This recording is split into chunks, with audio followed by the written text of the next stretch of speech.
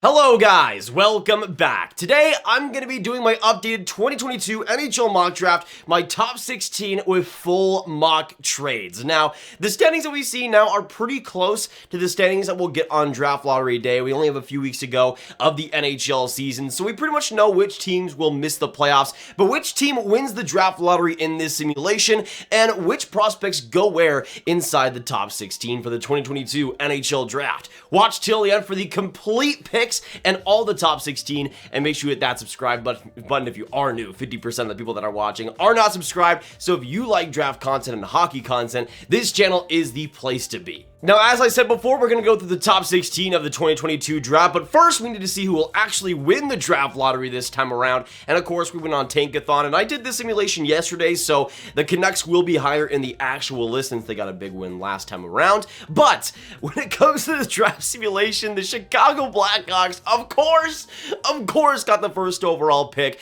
Second, though, the Ottawa Senators also reach up quite a few spots. Then it goes Montreal at number 3, then the Yotes, the Kraken, the Devils, then the Flyers and the Sabres and the Red Wings, then the Anaheim Ducks, then the San Jose Sharks, then Columbus, then the Islanders and the Jets, then the Canucks, and then the Buffalo Sabres, who had the Vegas Golden Knights pick, which right now Vegas is projected to miss the playoffs, which is huge for Buffalo. But starting us off in the first overall spot in the 2022 NHL mock draft, we start out with the Chicago Blackhawks at number 1, and this used to be a debate in the first couple of months of the season, but now it's kind of become a little bit of a laughing stock. At number 1, Chicago will absolutely pick Shane Wright. Now, this is a very interesting one in my opinion, because you've obviously had Jonathan Toews there for the past 15 years plus as the franchise captain center, and Shane Wright, I don't think will be that good, but could be along those sort of lines. Fantastic two-way centerman, great shot, although there is some pacing issues, and I could see that maybe deflecting him a little bit in year 1. He's a player that will play in the NHL and will be a fantastic centerman and could fill some of the same shoes that Jonathan Toews did. I think it would be a great pick for Chicago and an easy pick to make too. Now going on to the second overall pick and the other team that went inside the top 3 in the Ottawa Senators. This is also a big one. They've been wanting some more lottery luck as well, and they get it here second overall. We know that they like to pick bigger players, and I think that will continue, and I think at number 2, they will select Juraj Slafkovsky. Now, Slafkovsky, as well as Shane Wright, has been amazing since the World Juniors ended, being great in the league, as well as having that absolute tear in the Olympics. To me, that's a little bit of luck on his side too, but I do think Slafkovsky is a guy worthy of a top 5 pick. I would pick a couple of players before him here, but he's a guy that has great pace to his game, fantastic shot, really shifty, and uses his physical size amazingly. Could be a great power forward in the future and could be a great top sixer for the Sens as well. Now going on to the third overall pick though in the Montreal Canadiens, although they kind of choked this one in the lottery this time around, they still get the third overall pick and still get a very good player, and in my opinion, especially if he's available, there's no chance the Habs, no chance,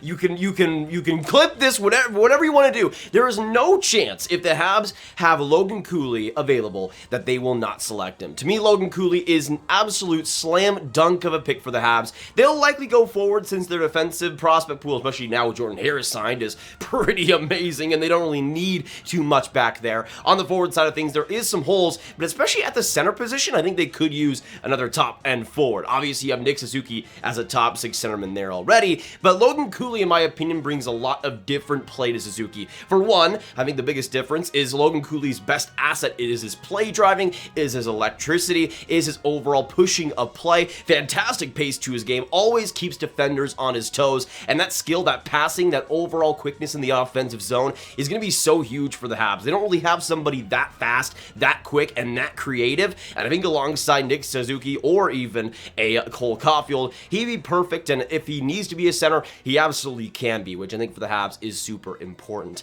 Now going on to the 4th overall spot though in the Arizona Coyotes, one team that definitely wanted to win the lottery and doesn't this time around, but I do think they'll still get a pretty good player here, and I think they will select Matthew Savoie. Now, I kind of had them selecting Joakim Kemell, but with Kemell's cold streak as of recent, which I kind of expected, but you know how it is, I think the Arizona Coyotes will look in a different direction and go with Matthew Savoie. This, in my opinion, is another great pick. For me, he's a top 3 player of this draft, and even though there is a decent chance he doesn't become much because of his somewhat a pacing issue, somewhat defensive issues too, with Arizona, I think he could be able to unlock that skill like Clayton Keller has. The consistency is great, the passing is elite, the power play ability is one of the best, if not the best, of this draft. In terms of pure offense, Savoie definitely brings that, and I think in Arizona they'd love to have a player like that. And the Seattle Kraken, who at times I've selected some Nemec as their pick, I think they will likely go for a defenseman,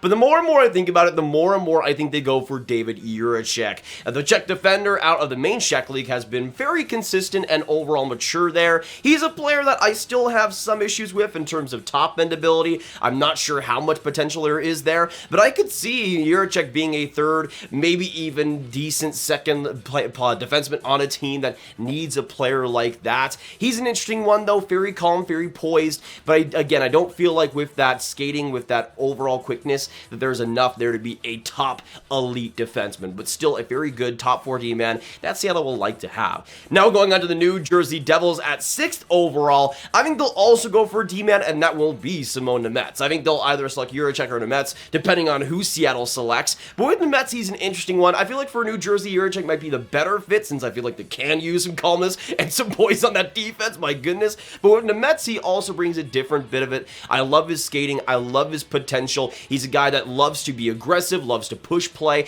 out of his own zone. There is some defensive issues, especially against bigger and stronger opponents, but he's already playing in the main Slovakian league, already getting some experience against men, and I feel like his progress could be very solid and very consistent over these next few years, and I could see him, just like Jiricek, being his third or even second defenseman on a pretty solid team. But now we go on to the 7th overall pick, and this was where the Philadelphia Flyers were going to pick, but I'm going to hone in my Gary Bettman. We have a trade to announce between the Philadelphia Flyers and the Buffalo Sabres. These two teams have experienced trading within the first round last year with the disastrous Rasmus Ristolainen trade, but I feel like for Philadelphia, they'll go back to Buffalo, and the trade will go as follows. To the Buffalo Sabres, they will acquire Philadelphia's 7th overall pick. Going back to the Flyers, though, 16th overall from the Sabres, the pick that the Golden Knights gave to them. A 2022 Panthers first, which would likely be bottom 3, bottom 5, and then a 2023 4th round pick. So the Flyers get some more quantity while the Sabres move up quite a bit of spots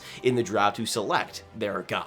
Now going on to 7th overall in the Buffalo Sabres, they will end up selecting Conor Geekie out of the Winnipeg Ice of the WHL. Another big-time WHL, a big player of the WHL, just like Dylan Cousins was a few years back. I feel like when it comes to Conor Geekie, he might be one of the more overrated players of this draft, but still when it comes to his size, he's fantastic for his shot, has a lot of good skating for his overall big play, and I feel like for him, even though there's not a lot of play driving there and he might rely on other players to get the job done, I feel like he could be a strong middle six, maybe even second line player if all pans out right. And if it does pan out right, he could be a pretty solid and consistent player for the Sabres in the future. Then going on to number 8 and the 8th overall pick, going into one of the more interesting, maybe boomer bust prospects of this draft in Pavel Mintyukov, who the Sabres will also select. Back-to-back picks, I think they'll go for a forward and a D-man. Mintyukov is an interesting one. He's not all pure offense, but that's mostly what I prioritize as his skating. His agility is fantastic. His aggressiveness and poise